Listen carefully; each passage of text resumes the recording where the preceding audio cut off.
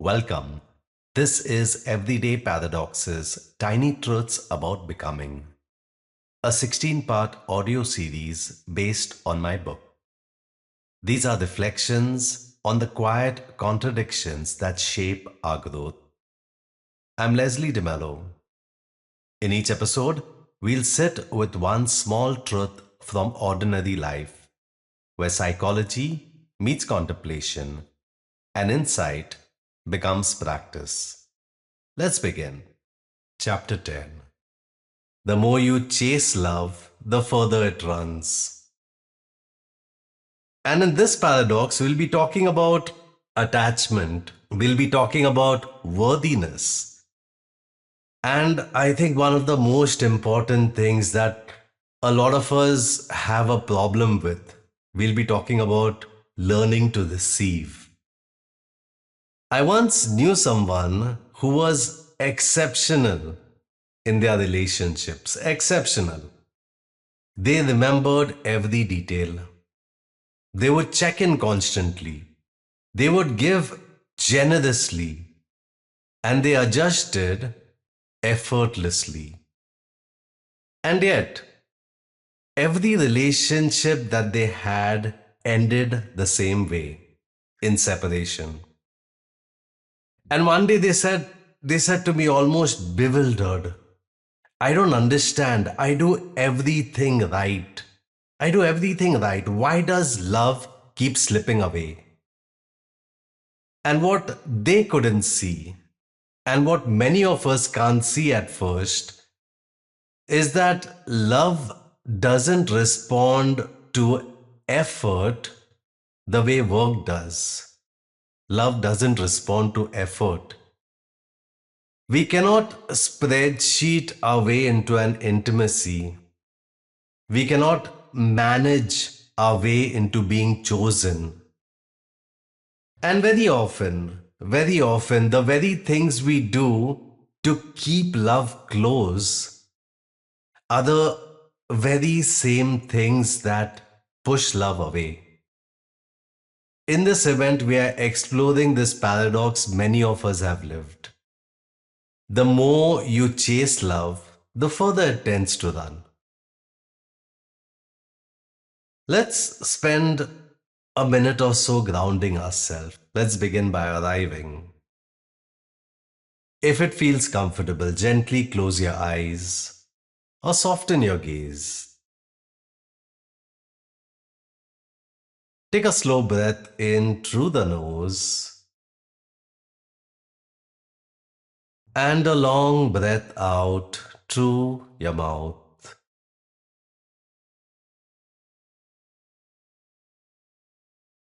One more time, a slow breath in through the nose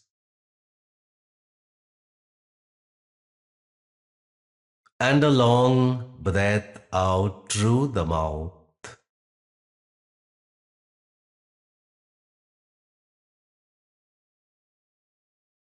And notice the simple fact that you are here. You didn't have to prove anything to arrive. You didn't have to earn your place in this moment. Bring your attention to your body and notice the places where you're holding tension. The shoulders, the chest, the hands. These are often the places that reach, that try, that hold on.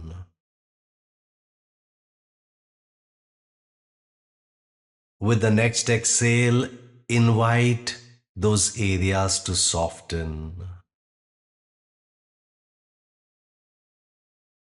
Invite those areas to soften as if you're allowed, just for now, to stop reaching.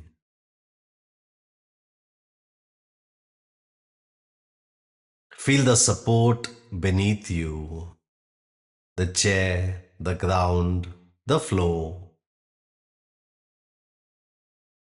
Notice how it holds you without effort, without condition.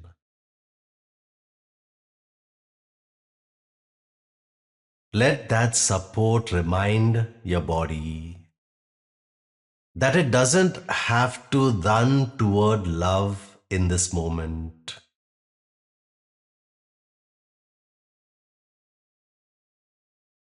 And silently say to yourself, I can rest. I don't need to chase.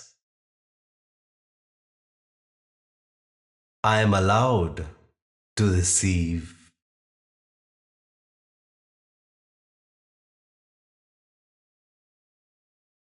And take one more slow breath in. Let it out gently. And when you're ready, if your eyes were closed, open your eyes.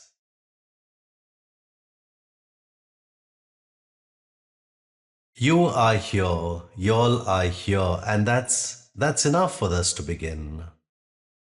That's enough for us to begin.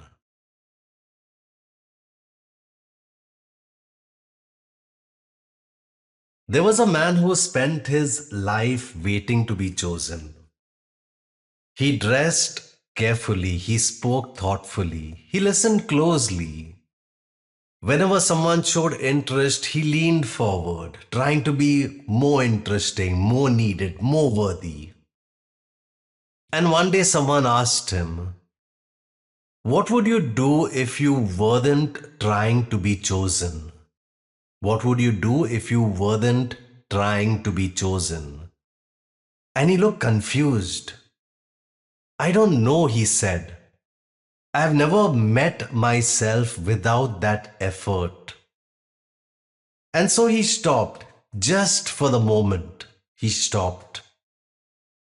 And in that moment, something strange happened. Someone was finally able to see him, someone saw him. And not because he tried harder, but simply because he was finally there. Without the mask, without the effort, without the pretense. We tend to chase love in these subtle ways. We tend to chase love in these subtle ways. And most of us don't even think of ourselves as chasing love because it doesn't look dramatic. It looks responsible. It looks caring. It looks attentive. It looks like replying immediately even when you're exhausted, whether it's to a telephone call, whether it's to a mail, replying immediately even when you're exhausted, over explaining your feelings so you won't be misunderstood, giving more than you have, hoping that it will secure closeness. How many of us guilty of this? Giving more than you have, hoping that it will secure closeness. Shrinking your needs so that you don't feel like too much. Bending yourself to fit what you sense that someone wants. Trying to fit in, trying to adjust. And we tell ourselves that it's love. It's because of love that we are doing all this. But if we take some time to look underneath, there's always fear. If I stop trying, will I be abandoned? If I relax, will they leave? Underneath, there's always fear. Chasing has rarely anything to do with love. but it has everything to do with safety. It has everything to do with staying safe. I once heard about someone who was holding sand in their hand and they kept squeezing tighter, afraid that it may fall out. And the tighter they squeezed the sand, the more sand slipped through their fingers. And someone who was watching them said, if you opened your hand, you'd have more. But they replied, but then I might lose it. They didn't notice they already had it, they already were. That it's already there. And love is like that. Love is like that. So when love feels anxious, some examples. Let me know if any of y'all can relate to this. When love feels anxious. Checking your phone repeatedly after sending a message.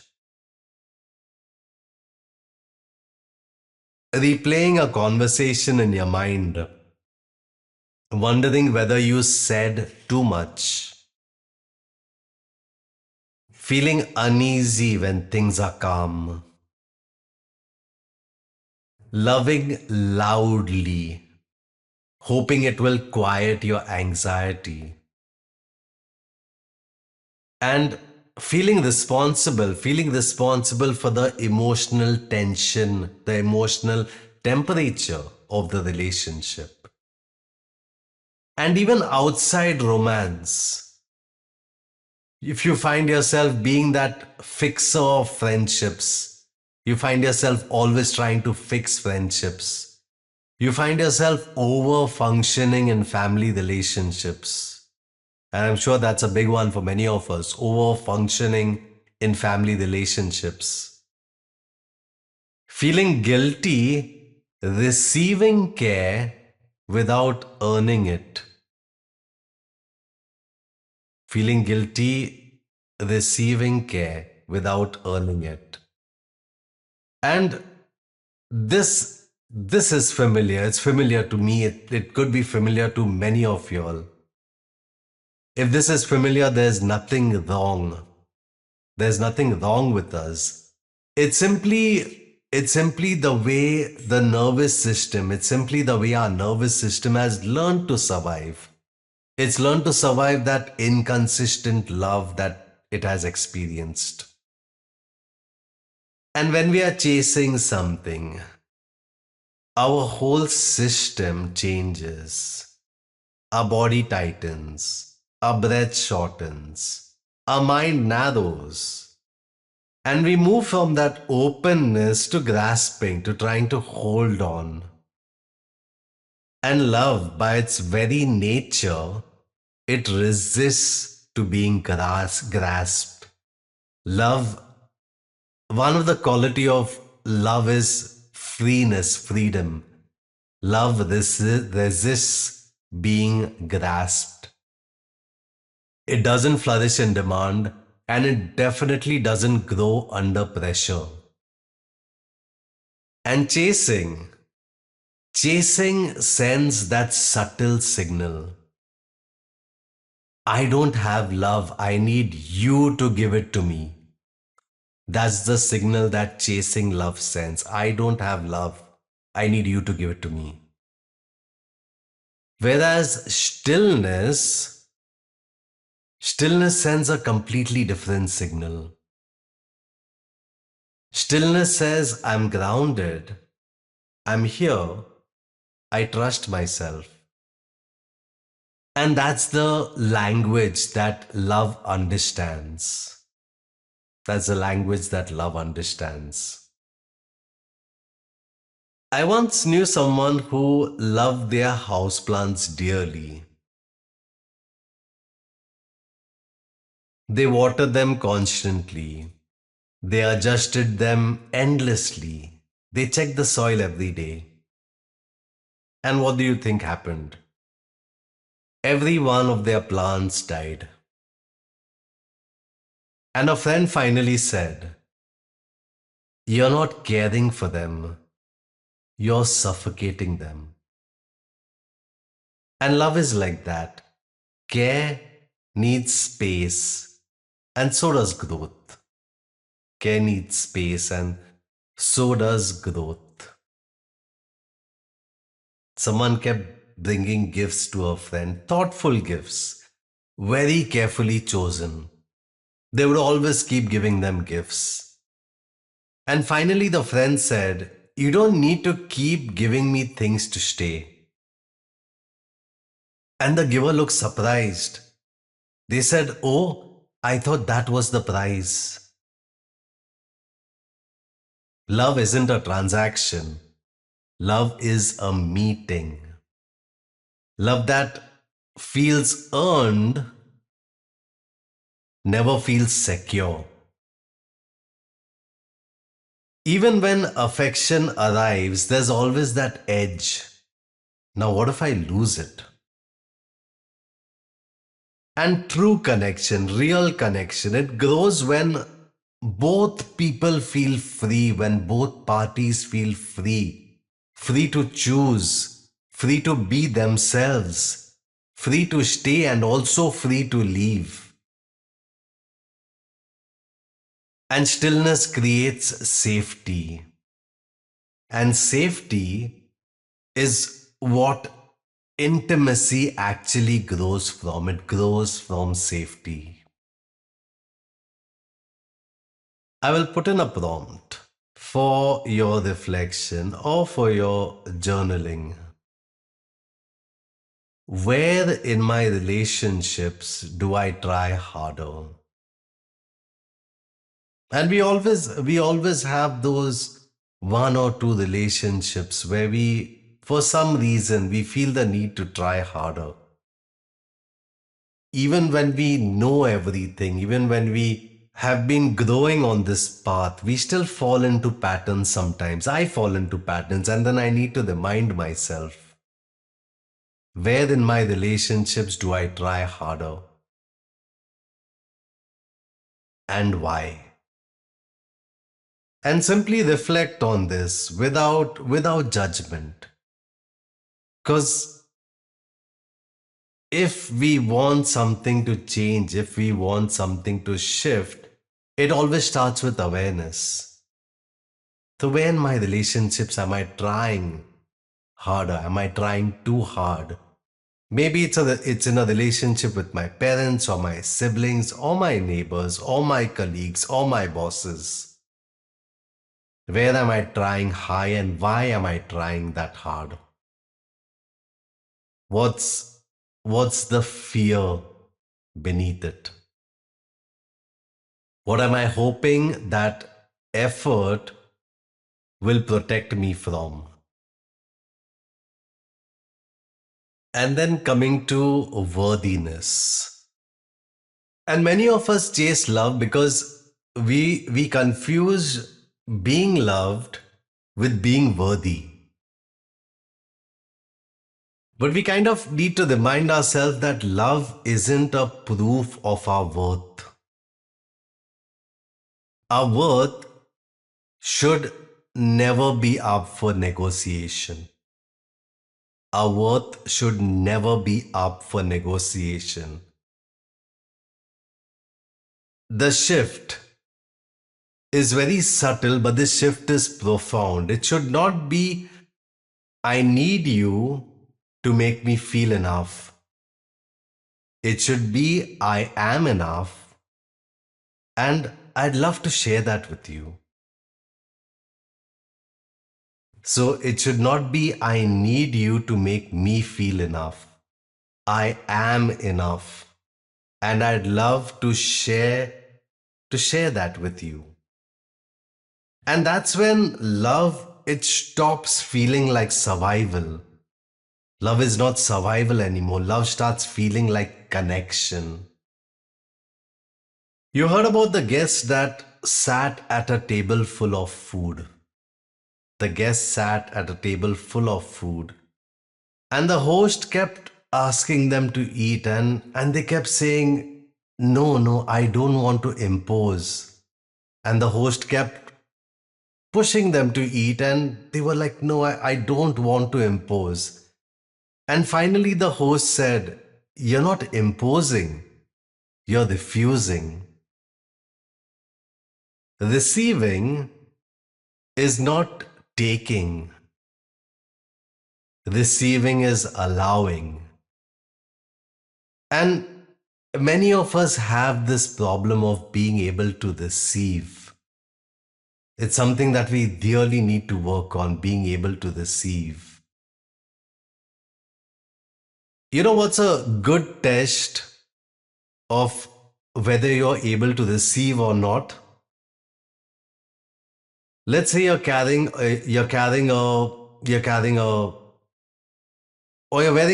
wearing some very stylish clothes and you look good in it, and someone gives you a compliment. Oh, those clothes look amazing.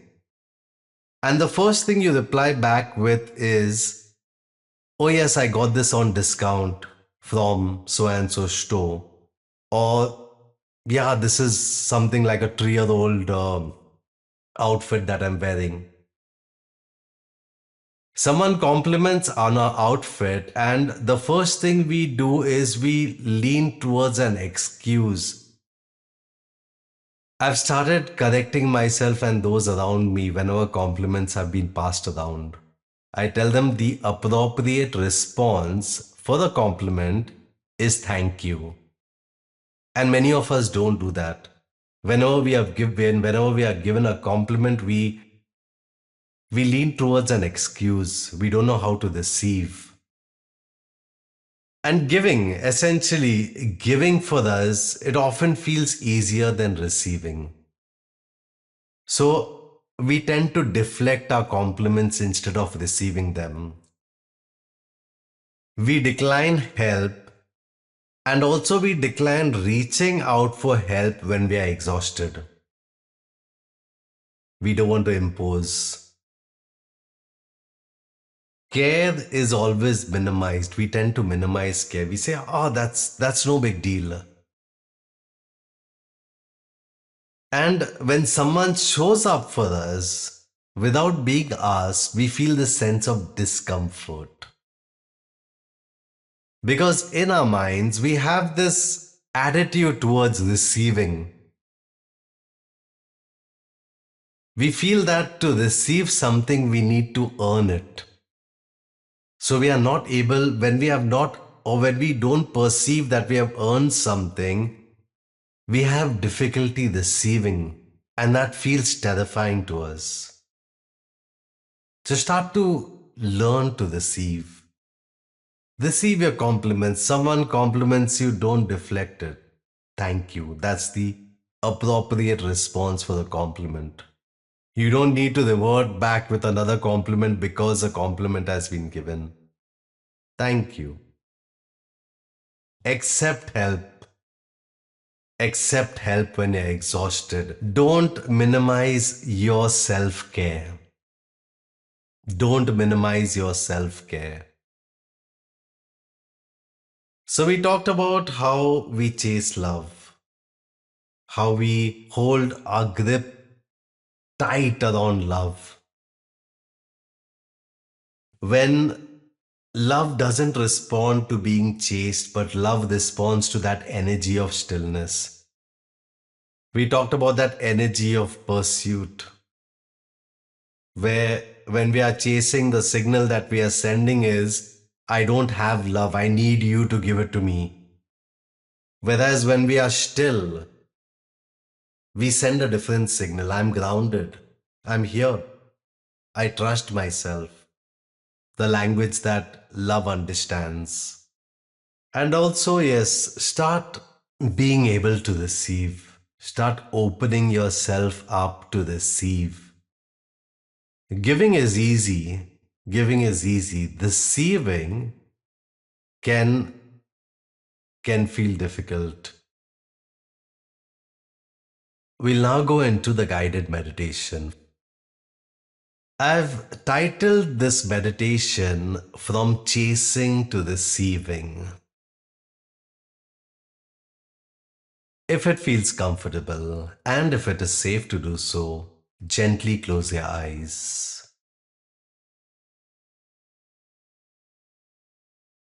Let your body rest exactly as it is. You don't need to rearrange yourself.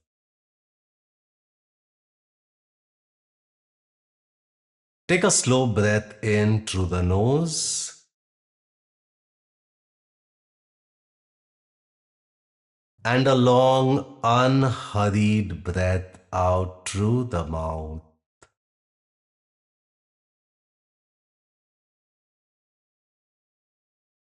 Once more, in and out.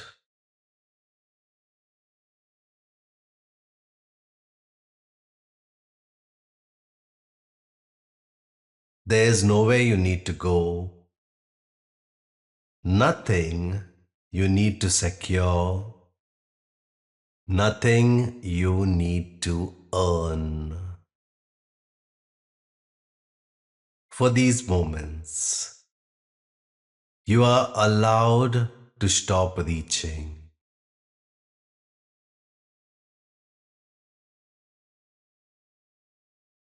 Bring your awareness to the front of your body, your chest, your shoulders, your hands.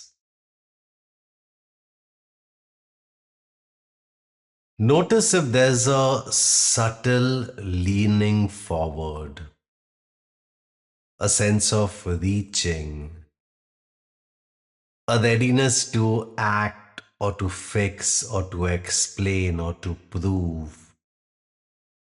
Simply notice if there's a subtle leaning forward. And if so, this is not wrong. This is simply how we learned to survive. Just notice it.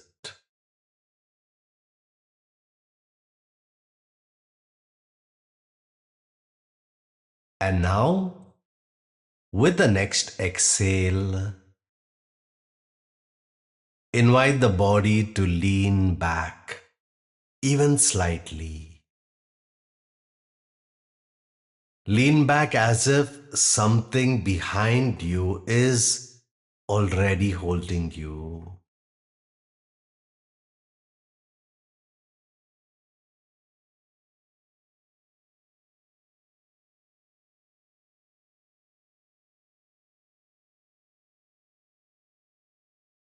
Bring your attention to the places where your body needs support. The chair, the floor, the ground beneath everything. And feel how the support is already present without you asking for it. You don't have to convince the ground to hold you. It just does. Let that register in your body. Receiving doesn't require effort. It requires permission.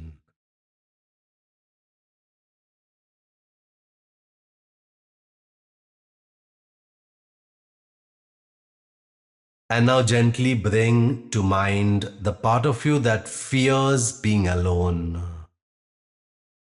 that fears being unchosen, that fears being forgotten. Bring to mind that part of you.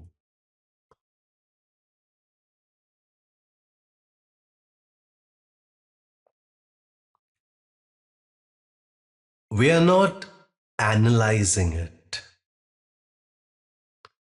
We simply want to acknowledge it.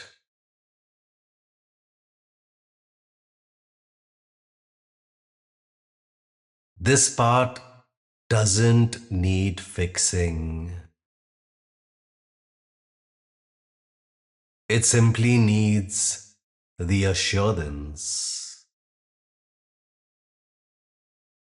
silently say to it, you don't have to run. You don't have to earn love.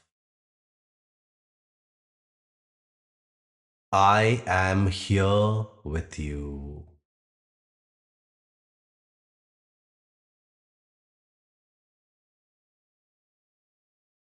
Notice how the body responds when it hears that. Notice how the body responds. You don't have to run. You don't have to earn love. I am here with you.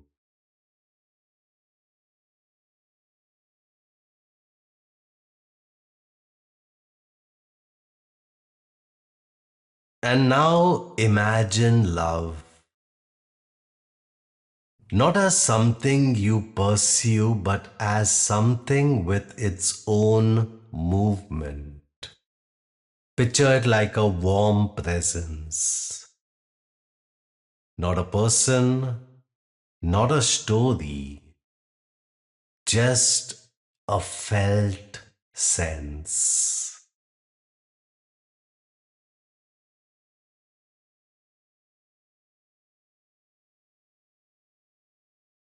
Notice that it doesn't rush.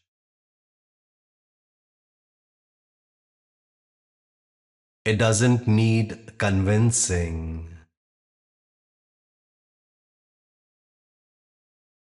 It approaches only when there is space.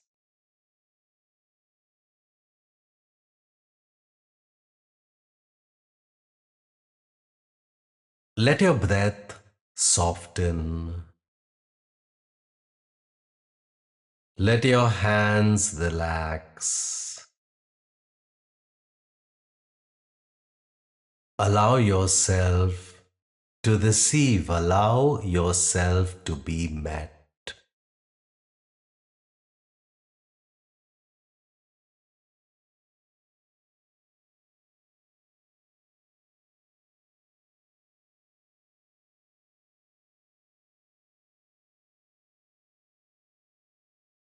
Notice what it feels like to not reach for love, to not manage it, to not secure it.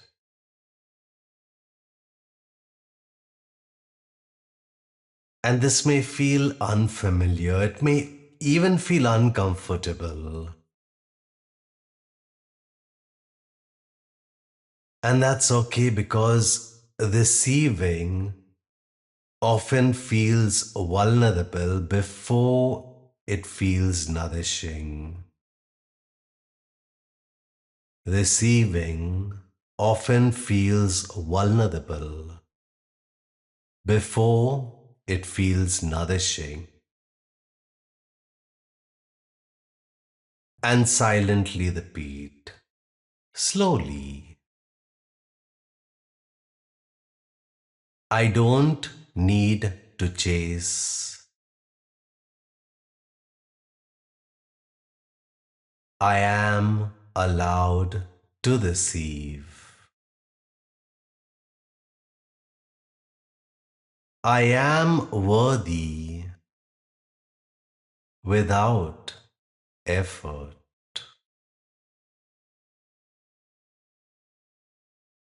And now notice if there's even a subtle sense of steadiness. Notice if there's even a subtle sense of steadiness. Not happiness, not certainty, just enoughness. A quiet knowing I can be here exactly like this. I can be here exactly like this. This is worthiness. not proven, not earned, but remembered. Rest here for a bit.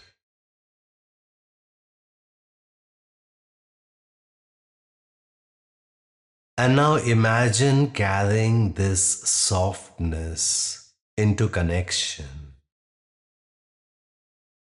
A conversation where you don't over explain. A moment where you let someone show up for you. A pause before you chase reassurance.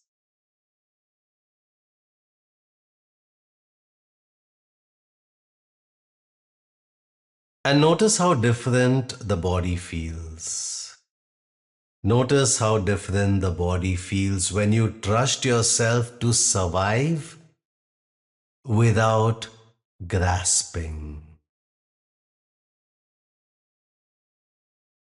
This is magnetism, not effort, simply presence. And start to bring your awareness back.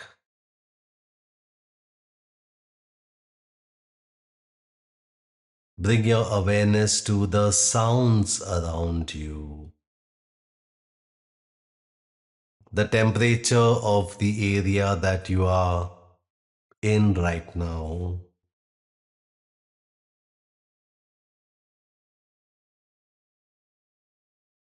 Take a gentle breath in. Let it out slowly.